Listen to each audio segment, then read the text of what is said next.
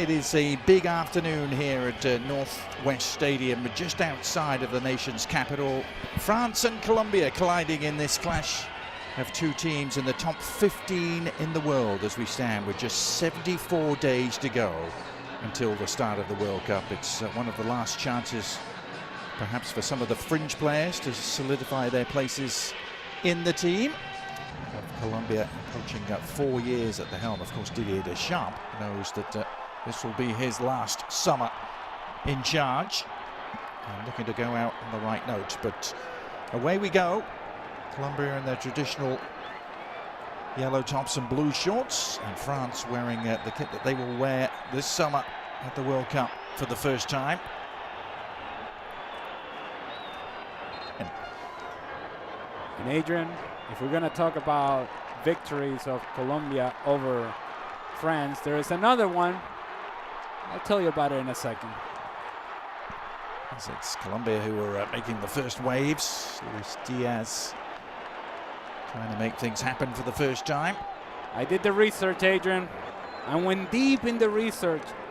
1993, in a game that was played in Martinique, Colombia beat France 3-1, but that's not the story. And the story is not that Adolfo El Tren Valencia had a hat-trick against France that day. No, that's not the story. The story is that our very own Frank Leboeuf was playing for France that day. And an even bigger story, Frank Leboeuf had hair that day. Trying to construct something here.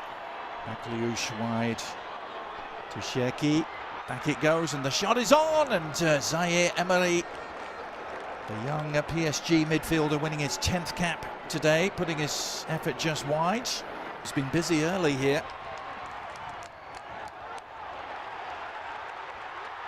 Colombia started in fine fettle 3 days ago. They were ahead inside 2 minutes against Croatia, and here they are on the front foot. Teed up for James Rodriguez, never really got control. The follow-up shots, well, wasn't that far wide. There's Richard Rios. Quite couldn't sort it out on top of the 18-yard box. But once this ball pops out to Richard Rios, this is an aspect of his game that he is really good at. Striking from distance. This ball is dancing, and Bryce Samba is just looking at it. Wants to run it. The defense again is accepted. Here's Thuram.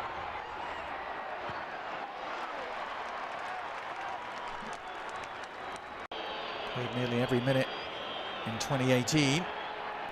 N'Golo Kante has played the first touch, but able to keep the attack alive. Akliouche looking to combine, and well, it's an ungainly tangle of legs rather than an actual foul. There's an initial grab from Juan Cabal. A little something. Not enough for a penalty. Mojica sort of turns Akliouche around, and then Cabal, as you mentioned, tangling the legs, and we play on. World Cup qualifying action. Now, chance for Thuram, going round the keeper, but he was offside. Montero out to make life difficult for him, but Marcus Thuram straying beyond the last defender. Because it's not a guy that is really going to exploit his speed, he really has to play on that line. Gives you an idea why is it important to find the right players to give you depth in a tournament like the World Cup. Yeah, it's Colombia though who are forcing the issue here, and that was an all-important touch behind for the corner. My goodness, I think Arias thought he had a tap-in coming his way. And he did. The service is coming. John Arias has the tap in, and Lucas Hernandez with a sliding challenge. Great defensive play. Players for this team going into this World Cup. Yeah. It's Kante eluding the defender Akliouche onto Kalulu, and well, flag stays down for now. Little pocket on the edge of the area, but a pocket that was closed down very quickly, but at the expense of a free kick. Lucas Hernandez brought down. The Colombians didn't like it at all.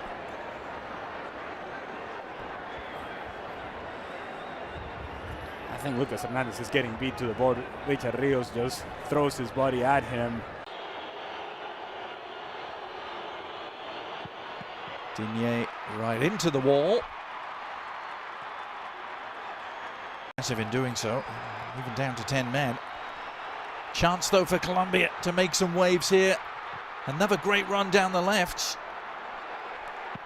Diaz teeing it up, and the shot all along the ground was a fair enough test there for Bryce Samba, who was equal to it. Give away from Digne. Colombia have it back. Some really good footwork there from Davinson Sanchez.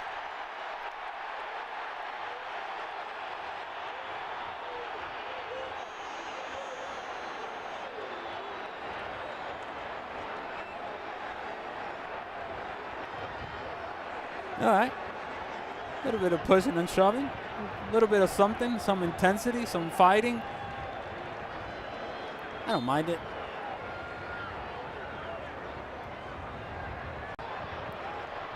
Akliouche, a long way out. Dragged his shot just wide of the near post. Unlikely result of Bolivia beating Brazil meant that Venezuela was out. Happy times. Yay.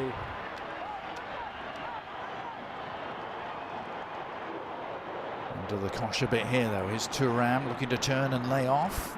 The shot, oh, it's turned in. France leads. Doué's efforts took a huge deflection. May actually go down as an own goal. It certainly deceived Montero. But Doué receiving the plaudits. He just puts it on target, and then Daniel Muñoz is the one that deflects it on goal. Akliouche putting some pressure, looking for a combination, a little give and go action. Can I get him behind? No. It's going to be Marcos Thuram. And at this point, it felt like Colombia maybe had it under control, and they did not. The deflection by Johan Mojica falls onto the path of Doué, who puts it on target. Give him credit. Alvaro Montero had it covered. And to your point, Adrian, it is indeed the deflection of Daniel Muñoz that takes it away from Montero. 1-0 France. Daniel Muñoz just stretching out a left leg here to try and block the effort. All he could do was steer it past the helpless Montero.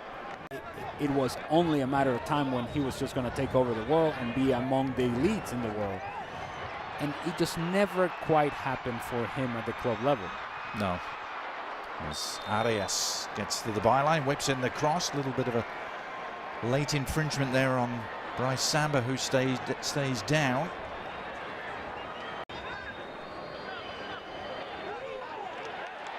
Doué losing out to Arias, the Palmeiras man, pounding forward. And options here for Colombia. James Rodriguez just needed an extra touch, and N'Golo Kante wasn't about to let him have that. Club career never quite matching what he's done wearing the yellow of Los Cafeteros, as they have some defending to do. It's a nice leave, and well, some cross wires there. Cherki trying to play it back into the path of Doué. Qua working his way forward with an efficient pass, and it provides a platform here for the French again. Akliouche swinging it in towards Thuram, who heads it home. Flag stays down. The smile widens, as does the lead. Marcus Thuram with the perfect header in off the bar. It's just too much time and space. Good run from Kalulu. You got to get tight. There's no help coming defensively, and then the center backs get split. Daniel Muñoz gets out jump. Where is the other center back? Nowhere to be found. Alvaro Montero, the goalkeeper, hunting for butterflies, doesn't get there. Johan Mojica and Luis Diaz, somebody's got to put pressure on the ball. They do not. Center backs gets out jump. Davinson Sanchez misjudges the flight of the ball. Daniel Muñoz is a mismatch against a guy like Marcos Thuram, and then Alvaro Montero doesn't help the situation because he threatens to come out but doesn't, off the post and in. 2-0. Looking to respond immediately. Decent looking cross. Colombia have a corner. The two centre backs were split horribly there. That second French goal. Well, I'm not sure where Juan Cabal was, but he wasn't where he needed to be. As they try and hit back though, it's Muñoz, who was almost on the end of that intricate move. You're sacrificing some of the pressure that you can put other teams under in the midfield, but you're gaining in the creativity that you can have in the attacking third. And Thuram has latched onto this. Another potentially potent moment, and Thuram seeing his final effort deflect wide for a corner. Sheki after the back heel from N'Golo Kante, and it falls Doué's way. Trying to weave his way through, gets the shot off. And tipped over the top by Montero. This is impressive stuff again from the French. It is from France, and certainly it is not from Colombia's perspective. They have a lot of numbers around the ball, but nobody's actually closing down the space. It's a lot of ball watching going on defensively from Colombia, and they seem to be confused as to where is it that they need to step to the ball. Once France starts rotating, and something that we mentioned earlier, once they start rotating positions and players come in and out of position, Colombia seems confused as to who to pick up. Corner served in, up for grabs on the edge of the area. Has Nestor Lorenzo, and it has to be sorted out. But this is a concern that Colombia has had. It's not just in this game. There's a lot of sort of talking going back and forth as to who drops in, who steps forward. And you have in James Rodriguez a player who's just going to float. And then John Arias wants to join in the attack. And so you start losing numbers in the midfield. France starts getting control of that area of the field. And, well, in the end, it's 2-0. France's first trip to the US since 1979. They hadn't been here in all that time. Of course, didn't qualify for the 1994 World Cup, famously. As Hernandez has to get that back in a hurry to Samba, who was he outside his area? That was what Luis Suarez was claiming.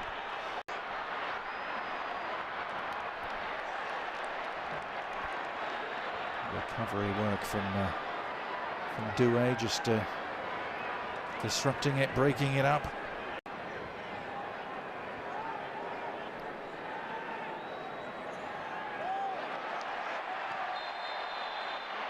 Well, the quick thinking and intervention there by Puerta, drawing the foul and the resulting free kick.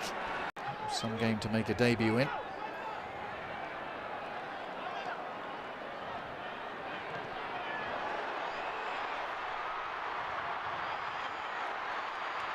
And a chance perhaps for Diaz to make some waves.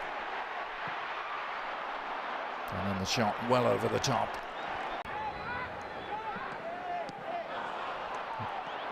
Well, that's a careless giveaway. Will it be punished? France on the move here. It's Thuram chasing it down. Good square, and the shot is on, and it's 3. And it's Doué again who's done it. A clinical counter-attack. The two goal scorers combining this time. Thuram teeing up Doué, who did the rest. It takes is a turnover, and then from there's 1 and 2 touches, and France are just running freely, able to find the correct pass with the correct pace. Optional defending at the back post. Hey, Daniel Muñoz, where are you, papi? ¿Dónde estás? Nowhere to be found.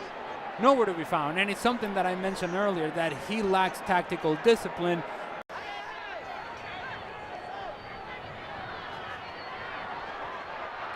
I think they found him a hotel eventually, but I'm glad the budget allowed it.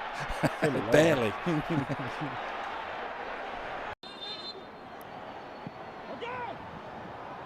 James curling it beyond the far post, still there for the taking.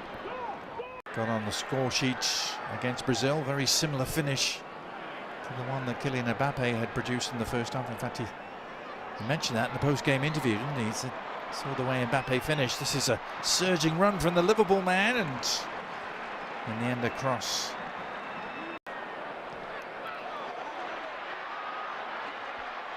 One back for Colombia, and a chance to break here.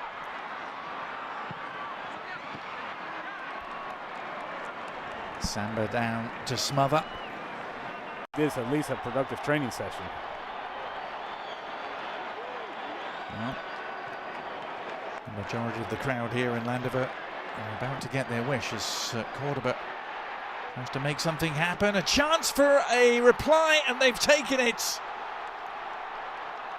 Colombia getting on the score sheet. Jamington Campaz with the unerring finish in off the far post. All-Stars on the right-hand side. Doesn't seem like the cleanest of combinations, but it's a hold-up play from Cordoba that I think breaks everything open. He tries to, on the turn, hits it on target. It's a friendly deflection for Colombia, but then after that, quality on the pass, good pace on the ball in terms of the pass. It gives Campas everything that he needs in order to hit this with his left foot, while Cordoba is trying to create for himself. As it falls to the top of the 18-yard box, then it's a good pass with good pace and a good finish of the far post, off the post and in. 3-1. Yep, and another debut international goal for Campaz. Some energy and some life to Colombia. Quintero delivering the free kick, still up for grabs, appeals for a handball, rather half-heartedly. French defence under some duress here as Puerta reels around. Another good piece of play from him. It's a real scrum down inside the 6-yard box. Quintero eventually delivering to the near post. Another rebound the French can't quite deal with. Now they can. Very efficiently worked out a defence, and what a ball from Elise to release Ekitike round the keeper. He tried to go. Good recovery from Montero, danger not removed, and it needs a goal line clearance in the end to prevent Colombia. France taking no notice of that and producing this. I think Ekitike just showed too much of the ball to Alvaro Montero, knowing exactly what he was going to do, and if he was going to take him to the outside, then that touch really has to get around the goalkeeper. Improve in the defending part, certainly in the center back position, that has been a problem. But when they get going like this offensively, it's difficult to stop them. Yeah. There's Elise. Mbappe under control. Nicely done for Digne. Back to Mbappe into the side netting.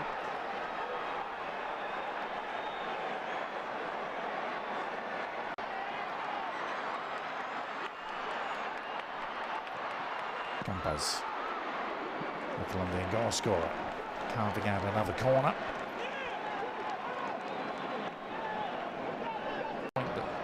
Plenty of talented French teams that haven't won before.